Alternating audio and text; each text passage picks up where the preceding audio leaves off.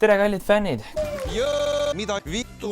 Käes on meil 23. jaanuar, hommik huuega järjekorranumbriga 6, mis tegelikult peaks olema 5, aga kuna ma eelmisele saatele ütlesin juba 5, siis on selle numbri asjaga persses ju. Aga lähme tänase saatega edasi. Tänases saates ma tahtsin tegelikult pikemalt rääkida natukene sellest toimuvast clickbaiti asjast, aga kuna sama nägus, tore, vahva, naljakas, lõbus YouTuber nimega Märt Koik tegi siin päris hea video sellest koos päris heade näidetega, kuidas see Delfi clickbait nagu töötab ja meid mindgamesib, siis ma ei hakka ise sellest rääkima väga pikalt, aga ma ühe asja ütleks, et lihtsalt inimesed on niivõrd mugavad ja kõik asjad on harjutud kiiresti saama, et igasugune uudised ja asjad ka täpselt samamoodi. Kes seal kuskil tööl passib ja tahab korra nagu mingisugust telotšilli teha, siis ta läheb korra kiikab selle Delfi läbi. Aga selles nagu ongi kõige suurem probleem, et ta toetub ainult sellele pealkirjale. Ta ei lähe sealt selles mõttes edasi artiklisse. Ta loeb need uudised ära ja lõunapausil tobinurgas on juba. Kuule, te lugesite, Taavi Rõivas ütles, et pagulastel peavad olema samasugused võimalused nagu meil ja geid on normaalsed. Mis mõttes geid on normaalsed? Mis Taavi arvab, et ma olen mingi pede või?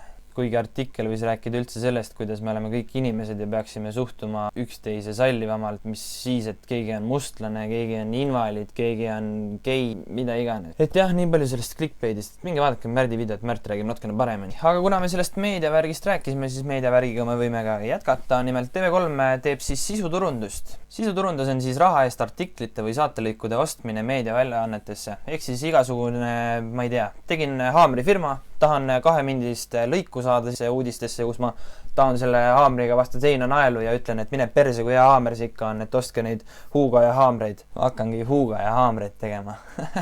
ja kui ma olen seda 2 minti selle mõni toksin, siis pärast olen igatahes TV3-le 2000 eurot võlgu, sellepärast et täpselt 2-mindiline see siuke väike segment siis 2000 eurot maksab. Ja 1- ja 3-mindiline segment siis vastavalt 1000 ja 3000 eurot, nii et selles mõttes summad on suured, aga samas vaatajaskond on ka suur. Kas see on ilus?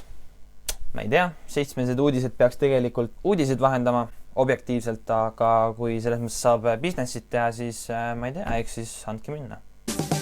Kell on 7 ja muutub maailm. Kell 7 muud olla ei saagi. Olge suured või päris väikesed. Ikka teid ootavad 7-sed uudised. Oh jah. Räägime kiirelt ilmast ka.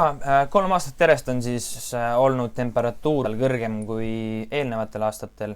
Ehk siis, kes ikka arvab, et kliima soojenemine ei ole olemas, siis ma ei tea. Ma soovitan kõigil vaadata DiCaprio Before the Floodi, mis räägib täpsemalt. Oh my God! Look at how violent that is. Paradise that has been degraded and destroyed. We're knowingly doing this.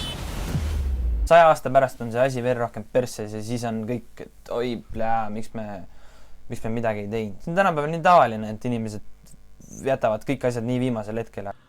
Aga anname ka selle nädalase vakstupea karika ka kellelegi ära. Põhimõtteliselt tahaksin oma vakstupea seda asja siduda järgmise uudisega, et Security Week avaldas siis 10 kõige enim kasutatavamat parooli sellel aastal. Nii et kõik, kelle parool on siin listis, palju õnne, teie olete minu selle nädala vakstupead.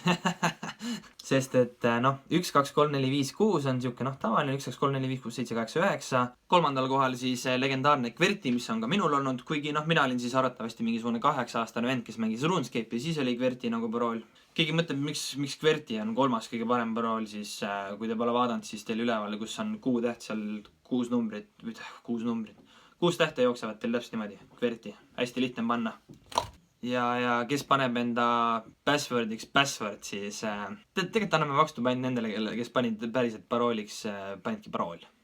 See on nagu, jah.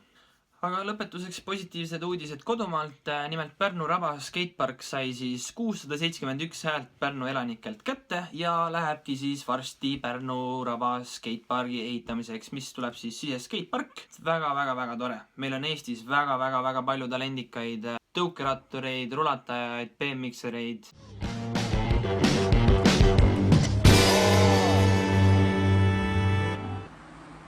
Siukest asja on täitsa positiivne lugeda, et mingisugune avalik hääletus nagu selle otsustas.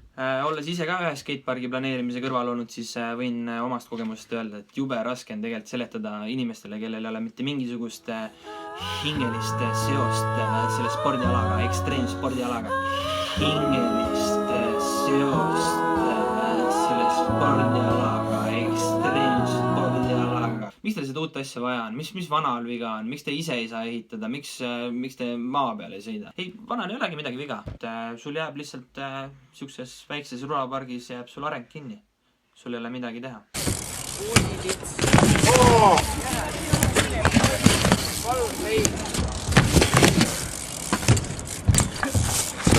Sest reaalsus on see, et sa sõidad seda BMX-i tegelikult suvel mingisugune paar kuud, kevades sa ka tegelikult võtad suht maksimum, mis üldse võtta annab. Tal ei ole mitte midagi teha ja kõik need kuradi väiksed tõukeka vennad hakkavad lihtsalt jooma, kui nad mingi 16 saavad. Pärnus ise skatepark tähendaks seda, et nad lähevad reede õhtul hoopis sinna, passivad seal mingisuguse 10, lähevad koju, mängivad kuradi oma lolli ja lähevad magama, kõik sjo. Et selles mõttes on tore näha, et meil Eestis see skatepargi värk ikka veel areneb. Aga selline see lühike täna osa sai. Aitäh teile kõigile taas kord vaatamast ja kohtume juba järgmisel esmaspäeval.